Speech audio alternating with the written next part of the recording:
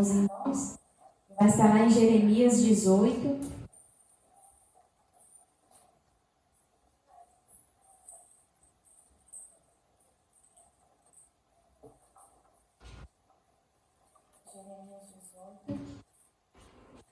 Do versículo 1 ao 6. É uma palavra conhecida. Durante essa semana o Senhor ministrou ao meu coração, né? Como o processo de tribulação, como um processo de luta, nos transforma, nos molda. Amém? Glória a Deus. Vamos esperar as irmãzinhas. Pode ficar à vontade.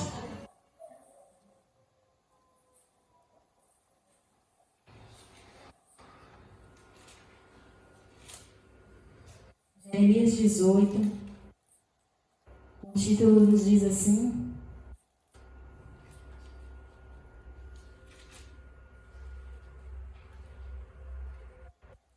Amém? Então vamos lá. Na casa do oleiro. Esta é a palavra que veio a Jeremias da parte do Senhor. Vá à casa do oleiro e ali você ouvirá a minha mensagem.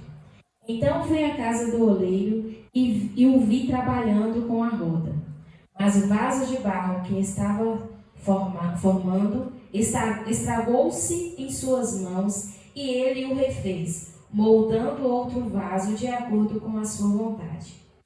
Então o Senhor dirigiu-se à palavra: Ó comunidade de Israel, será que eu não posso agir com vocês como fez o oleiro? Pergunta o Senhor. Como barro nas mãos do oleiro, assim são vocês nas minhas mãos, ó comunidade de Israel. Amém. Lá estou eu de novo ministrando sobre o povo israelita, né? Mas não vou focar muito neles. A gente já sabe que era um povo oscilante na presença do Senhor. E aqui mais uma vez, né? Dessa vez eles estavam sendo levados a cativeiro aí na Babilônia. E o Senhor usa esse profeta poderosamente. E Jeremias era um homem de grande intimidade com Deus, um profeta de grande intimidade com Deus. E nesse momento o Senhor dá essa revelação a Jeremias: vá à casa do oleiro que eu vou te mostrar. Para a gente entender um pouco essa palavra, eu estudei um pouco e gostaria de compartilhar com vocês sobre o processo do barro. E a palavra, e esse estudo me levou a entender que existem 200 tipos de barro. Só que só cerca de 8 está propício a ser usado, está propício a se tornar ali um ornamento, um vaso. E eu achei interessante porque o Senhor ele nos compara, né? Nós somos barro e Ele é o oleiro. E nós somos muitos. Nós somos uma nação grandiosa, um planeta populoso. Ou seja, somos vários tipos, mas há poucos que podem ser moldados, que podem ser transformados. O Senhor ele me fez entender isso. E para chegarmos no ponto final do processo, é necessário passarmos por várias fases. Eu estudando sobre o barro, o primeiro passo dado é a extração. Quando se vai lá no barreiro, se vai lá não vou usar barreiro, no morro, não sei, talvez não sei a realidade de Portugal, sei da minha cidade, né? Lá no interior da Bahia, você ia ali para pegar aquele barro. O primeiro processo é a extração, a retirada. Então, você começa a analisar o processo do barro, a mesma coisa que ele fez com a gente. Primeiro processo, aquela retirada do barreiro, aquela retirada ali daquela encrosta, no meio de toda aquela dificuldade ali para chegar até o barreiro, para pegar o barro, ele vai lá e faz a retirada, a extração. O segundo é peneirar o barro. Depois de ser extraído, agora ele tem que ser peneirado. Quando esse barro ele for peneirado, nele vai se encontrar raízes, vão se encontrar pedras, vão se encontrar assim, galhos secos, vão se encontrar lixo, vai se encontrar de tudo um pouco.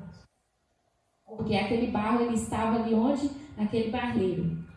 Ali, ele não estava preparado para se tornar um vaso.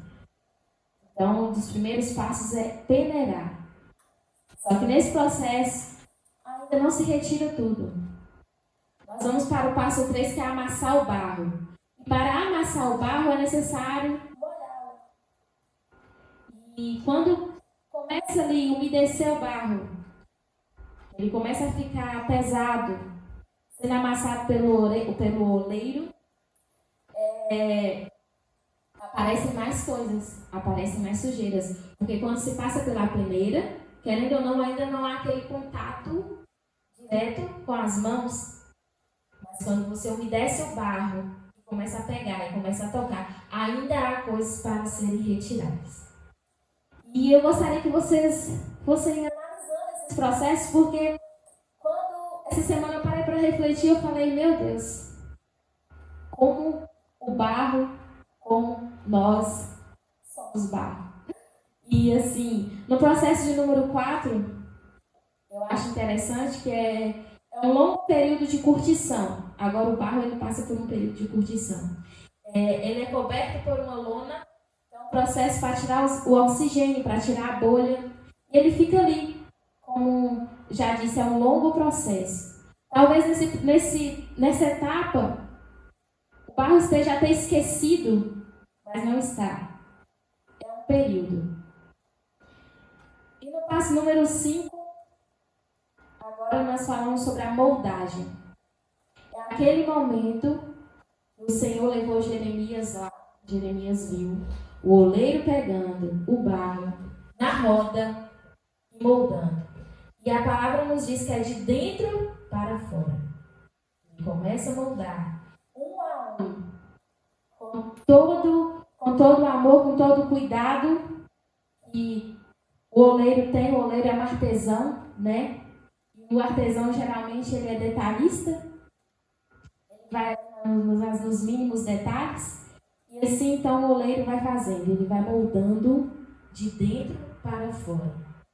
E nesse processo possa ser que ainda encontre alguma coisa e vai sendo retirado. Mas ele vai sendo moldado, ele vai sendo esculpido, de acordo com a vontade do oleiro. E no processo número 6, depois que o vaso fica pronto, ele é colocado em uma espécie de cabide na sombra. E ali ele recebe vento e fica num estágio, fica um certo tempo ali também parado nesse cabide, recebendo vento, já moldado, já todo ali na sua forma, mas ele ainda fica um tempinho, ele ainda fica recebendo ali um ventozinho, uma brisa, começa a se secar, mas ele ainda não está pronto. É necessário ainda o passo número 7. Muitas vezes há muitos vasos que não resistem, que é a fornalha de fogo. E nesse processo a palavra diz que são 24 horas. E aumenta-se muito a temperatura para que aquele vaso chegue no estágio perfeito de purificação. Durante esse processo também é retirado todo o mau cheiro, esse processo do fogo, e toda a impureza restante naquele barro, naquele vaso retirado. É a temperatura altíssima, segundo os estudos que eu fiz. E muitos não suportam, alguns até trincam, alguns se partem, né? Mas é o processo final, é o estágio final, para aquele vaso estar pronto. E eu acredito que os irmãos já começaram a pegar a linha de raciocínio que o Senhor me levou a refletir durante essa semana. A mesma coisa acontece com a gente. É impressionante.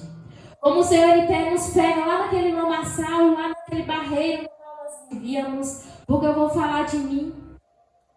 Eu gosto sempre de me usar como exemplo, porque o que a gente passa, o que a gente vive, o Senhor ele deixa como aprendizado, ele deixa como exemplo para o outro. E assim, Eu me lembro que quando eu me converti, eu era noiva, meu marido hoje. E nós ali curtíamos, vivíamos tudo que o mundo tinha para oferecer.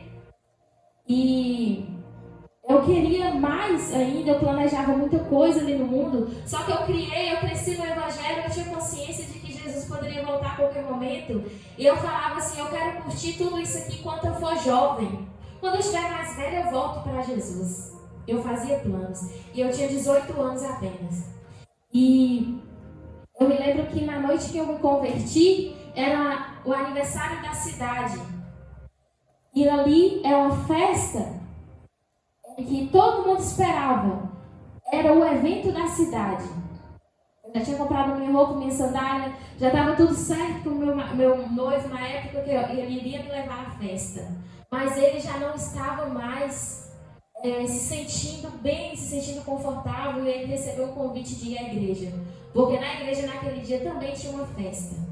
E acredite que uma cidade pequena, uma festa na igreja, uma festa no mundo onde bandas iam tocar, a chance de ter visitantes era quase zero. Mas quando o Senhor ele tem um plano traçado na minha vida, na sua vida, um encontro marcado com você, não adianta.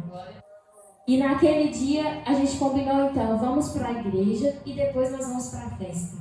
Já que a igreja acaba, o culto acaba mais cedo, então depois nós vamos para a festa. Eu estou contando isso para vocês entenderem do processo de barro, do processo de vaso que o Senhor faz na minha vida. Então naquele dia, nós fomos para a igreja. Ele aceitou Jesus. Quando abri os olhos e vi que ele estava lá na frente, eu falei, e agora? Só que o Senhor, ele faz mais e começou assim, eu comecei a sentir a presença do Espírito Santo, aquele toque. E uma irmã veio orar e começou a orar por mim e eu não resisti, meus irmãos. Eu caí em lágrimas e aquele foi o dia que o Senhor marcou o encontro comigo. Eu queria estar na festa, mas o Senhor queria que eu estivesse ali, porque aquele era o dia. E eu me rendi aos pés do Senhor, ou seja, naquele dia Ele me tirou do barreiro. Ele me tirou daquele lamaçal no qual eu vivia. E começou então o processo em minha vida. O processo de tirar as impurezas, de tirar a sujeira, de tirar o mau cheiro. E muitas vezes esse processo dói. Esse processo às vezes demora, como aqui no barro, naquele momento que esteve ali com a lona coberta, que parece que estava esquecido. Há momentos em nossas vidas que nós nos sentimos esquecidos.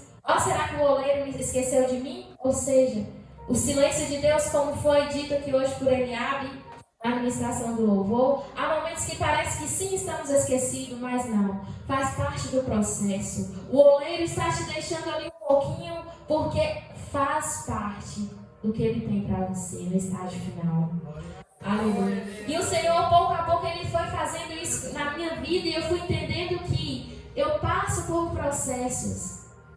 Você passa por processos. Nós passamos por processo, mas nós estamos nas mãos do oleiro, o Rei dos Reis, aquele que tudo criou.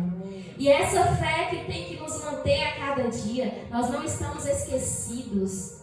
Nós não estamos queimando demais ou sendo amassados demais. Não, está no ponto certo. Você está nas mãos do oleiro.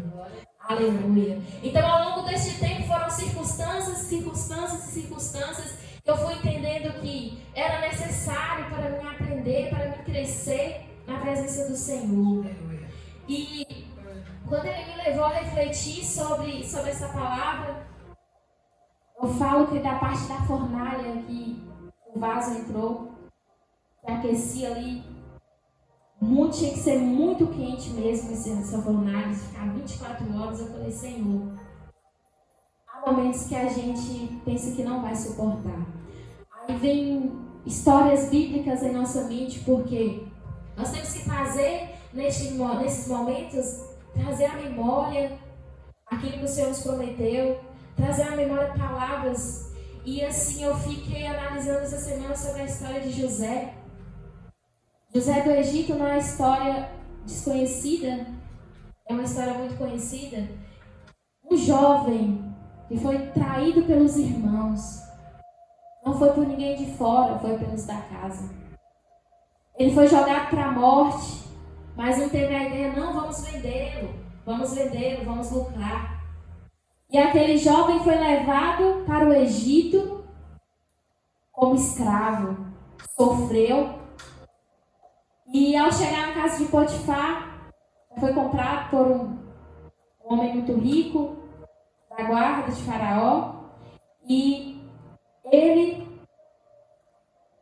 começou a governar aquela casa, fazendo tudo com excelência. Ali ele já cresceu. Mas o que eu parei para analisar, a casa de Potifar já estava muito confortável para José. Era necessário ele pular aquele processo e ir para outro, mais difícil para o crescimento dele. Porque lá no final, ele se tornaria um vaso de honra. Lá no final, ele se tornaria o governador do Egito. Então, ele passou pela casa de Potifar. Quando ele começou a administrar tudo, como tudo estava sob controle, agora vem o levante, né? Todos nós acredito que conhecem a história. Vem a mulher de Potifar e aquilo tudo acontece e agora ele vai parar na prisão. Ok. Parou na prisão, agora pronto, é o fim de José. O que José vai fazer em uma prisão? José agora se torna administrador na prisão. Ou seja, a circunstância adversa, mais uma vez, é transformada. E ele era um homem comum como eu e você. A diferença, talvez, é que José tinha fé. José teve sonhos e José se movia pela fé. Ele não tinha mais os pais, ele não tinha mais irmãos, ele não tinha mais ninguém e ele estava naquele lugar. Mas a fé que ele tinha no Deus vivo continuava. Então, naquela prisão, ele transformou também. Agora ele administrava a prisão. Ou seja, onde ele colocava as mãos, prosperava, era abençoado, era transformado. E era um processo, sabe por quê? Porque ele se tornou governador do Egito. Para ser governador do Egito, primeiro ele teve que governar a casa de Potifar. Primeiro ele teve que governar a prisão para chegar lá ao governador do Egito. Então, muitas vezes nós não entendemos, como nós cantamos aqui, nós não entendemos, muitas vezes nós nos entristecemos, nós murmuramos, mas o Senhor, Ele tem propósito em tudo. No silêncio, Ele está lá. Quando o fogo está queimando, Ele está lá. Quando você está sendo amassado, Ele está lá. Quando você está sendo retirado naqueles primeiros processos, é Ele quem está, Ele quem está te retirando. É Ele quem está te peneirando. É Ele quem está te amassando. É Ele que está aumentando a temperatura da fornalha. Porque o que Ele tem para você é maior. O que Ele tem para mim é maior. E é necessário que se retire de mim toda a encrosta, toda a poeira, todo o mau cheiro, tudo que não provém dele, porque o propósito dele para a minha vida, para a sua vida é maior.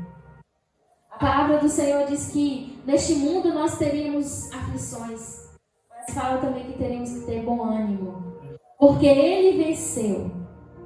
E a maior prova de tribulação, de angústia, foi o que Jesus passou. Naquela cruz do Calvário, sem merecer. Por mim e por você.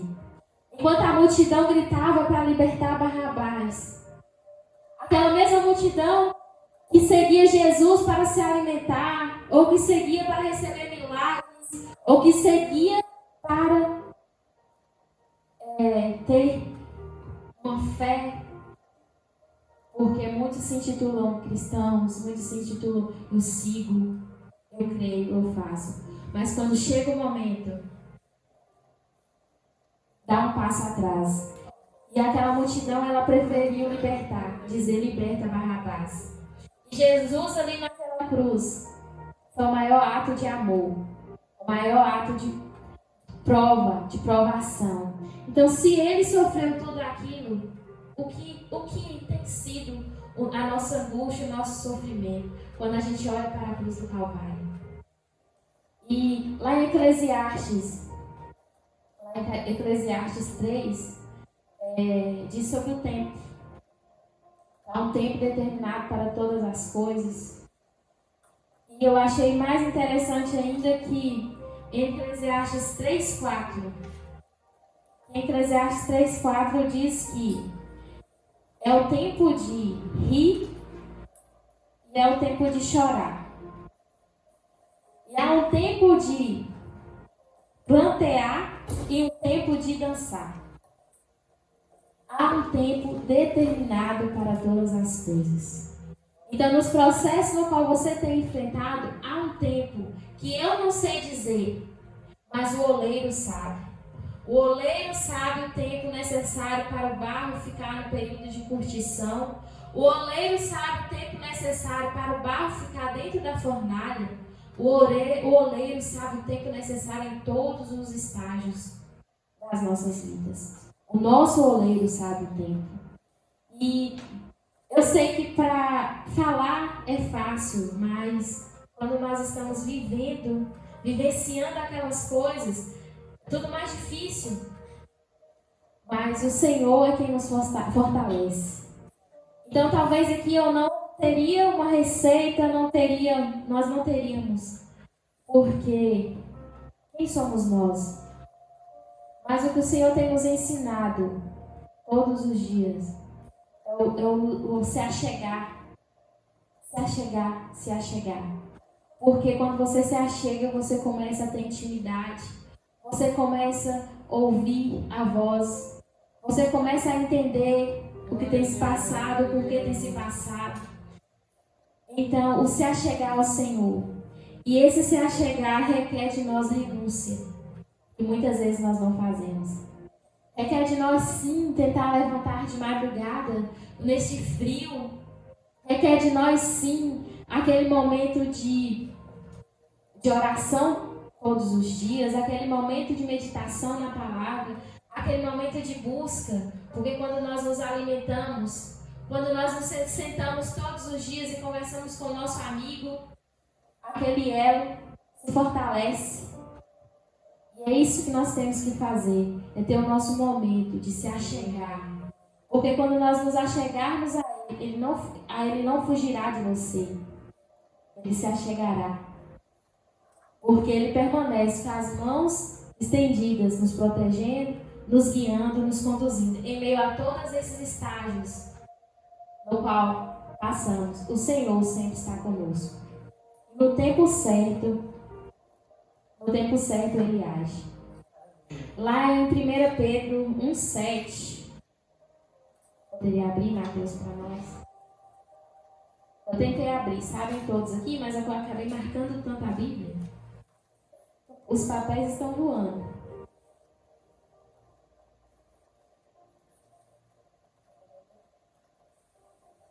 Para que a prova da vossa fé, muito mais preciosa do que o ouro que perece, e é provado pelo fogo, se acha em louvor e honra e glória na revelação de Jesus Cristo. Aleluia. Na revelação de Jesus Cristo, a prova da nossa fé. Ele nos põe à prova. E, de acordo com a palavra, se você parar para prestar atenção também, as fases do ouro, é a mesma coisa. Quando você vai lá, pega o ouro, lá no garimpo, ele ainda não está preparado para você vir aqui pendurar no pescoço e colocar no dedo, não. É necessário passar por todo o processo também. E o ouro na mão do ourives, para se tornar aquela joia no final, é necessário água, é necessário fogo, ele se derrete, ele vira um líquido, para depois chegar. E aqui nessa palavra ela fala sobre o ouro. Ele perece, ele é provado pelo fogo. Mas, no momento em que nós achamos glória, achamos louvor, começamos a louvar, começamos a buscar esse Senhor, nós entendemos que tudo isso é prova da nossa fé. E que Ele não vai nos deixar perecer. É só um processo. E o Senhor, Ele tem me feito entender que é necessário. Porque o que Ele tem é maior, o que Ele tem é melhor. Como Ele fez com José, que não se rendeu em meio às tribulações, em meio às lutas, em meio às provações. ele escolheu continuar firme no propósito, porque ele teve sonhos que foram questionados, sonhos que foram zombados, mas o Senhor tinha um propósito. E ele só foi entender muitos anos depois. Então eu não sei o tempo determinado para um sonho que o Senhor te deu, ou para um sonho talvez que o Senhor revelou a você de forma te dizendo que iria fazer, e você vê o tempo se passando e nada acontecendo. Talvez esse momento de provação, esse momento de aperto, seja porque chegou a hora e o Senhor quer mais de você. E o que eu paro para prestar atenção aqui nessa palavra de Jeremias é que no versículo 4, eu frisei aqui na minha Bíblia, porque eu falei assim, eu quero voltar no final neste versículo 4. Por quê? Porque nós falamos de todo o processo do barro. Mas o vaso de barro que ele estava se formando estragou-se em suas mãos e ele o refez, moldando outro vaso de acordo com a sua vontade. Ou seja, naquele momento que você acha que já passou por todos os processos, chegou ao final, mas o Senhor ele pode fazer de novo. Ele pode pegar, se você trincou, se você rachou, se você quebrou, ele pode pegar, você ainda está nas mãos do oleiro. Você ainda foi um barro bom. Como eu disse aqui, são 200 tipos, mas o Senhor separou 8 só podem ser feitos vasos de honra, vasos bons, barro bom. Então, se você rachou, se quebrou, ou seja, se você está distante, se você não se encontra mais, o Senhor ainda pode te pegar, trazer a roda, te refazer. Porque Ele é o oleiro, Ele é o Deus que pega, que refaz, que transforma, que molda, que muda.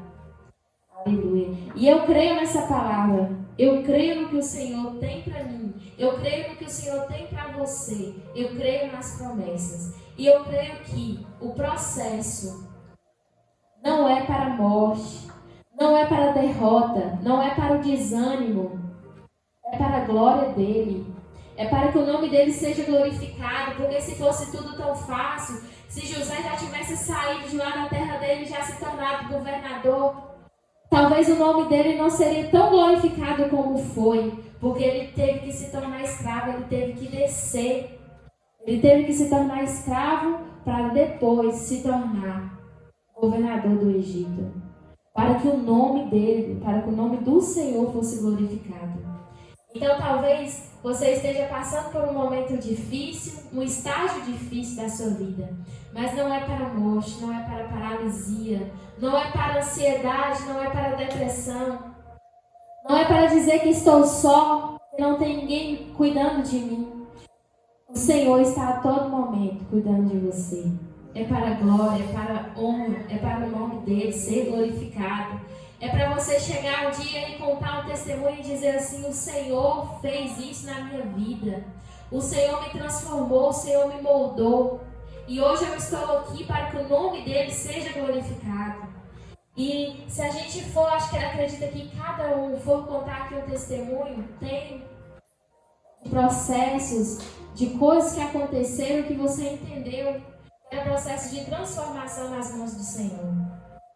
Então eu deixo para a nossa meditação nessa noite que você possa se achegar ao Senhor, que você possa crer que tudo o que tem acontecido não é para a derrota. Você está nas mãos do oleiro sendo transformado. Aleluia.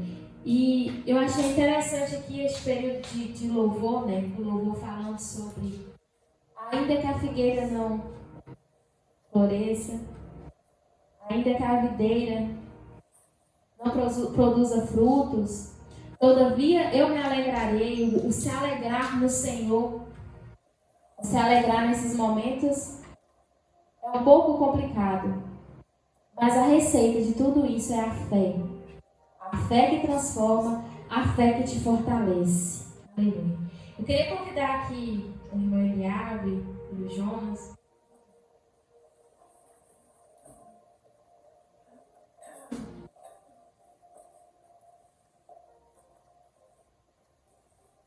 este louvor que diz: por toda a nossa vida nós louvaremos ao Senhor.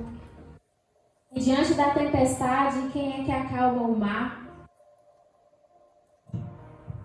Quem é que acalma a tempestade com apenas uma palavra?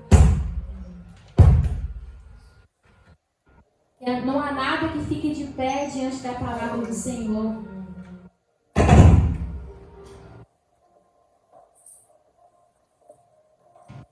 Te convido a fechar os seus olhos.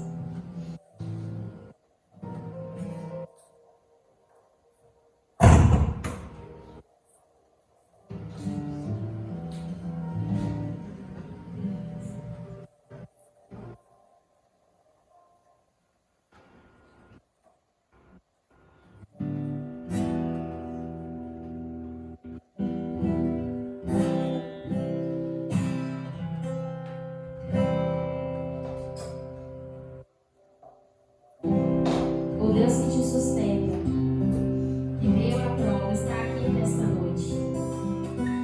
E você pode dar um passo de fé. Feche seus olhos e comece a adorá-lo. A dizer que em meio a tantas lutas, em meio a tantas adversidades, você vai continuar louvando, você vai continuar adorando. Por toda a minha vida, ó Senhor, te louvarei,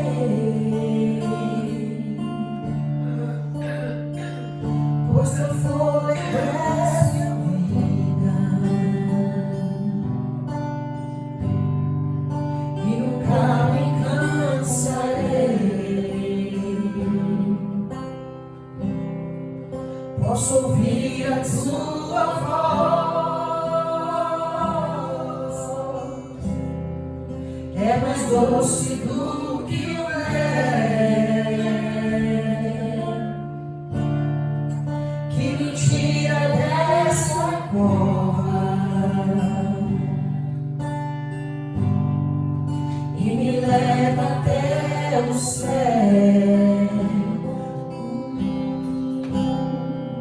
Já de fogo e terremotos,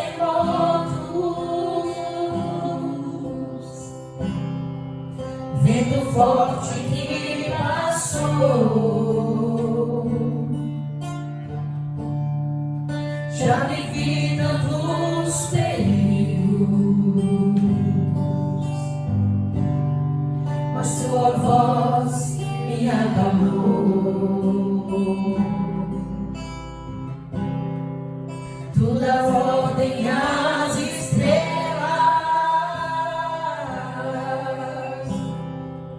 e amar os teus limites. Eu me sinto tão seguro no teu colo altíssimo.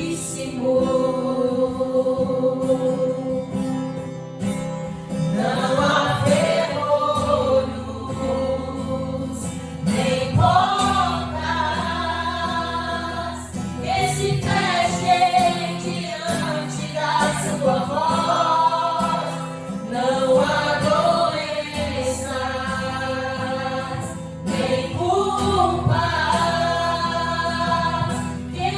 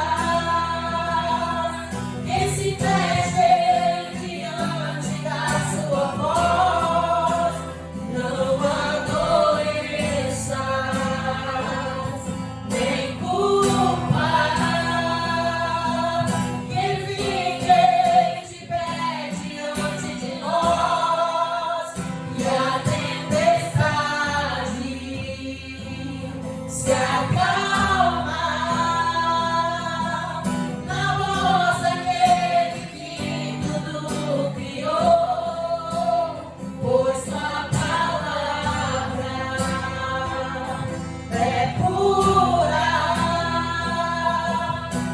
escudo para os que nele crêem, escudo para os que nele crêem. Aleluia.